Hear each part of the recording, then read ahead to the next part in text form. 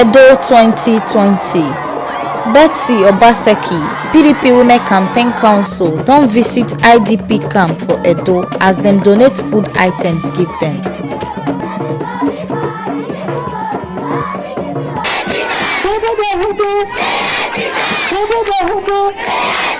Wife of Edo State Governor and First Lady of Edo State, Betsy Obaseki, and members of PDP Campaign Council Women Wing don go visit internally displaced persons camp IDP for Edo.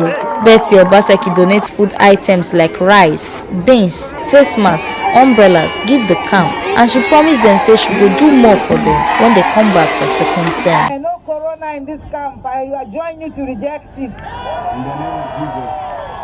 In the name of Jesus Christ. Amen. But I want you to wear your face mask.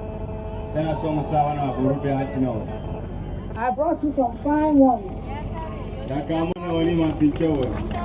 fine. It's finer than the one I'm wearing.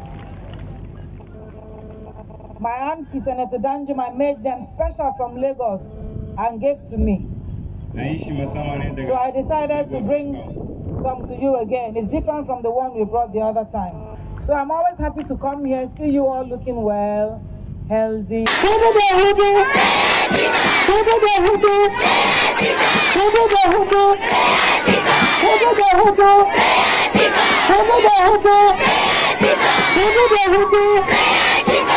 This one are the ogbonge informator carry come give una on top inside Edo today. As Edo State First Lady and members of PDP Women Campaign Council don carry campaign waka go the IDP camp wey dey Edo.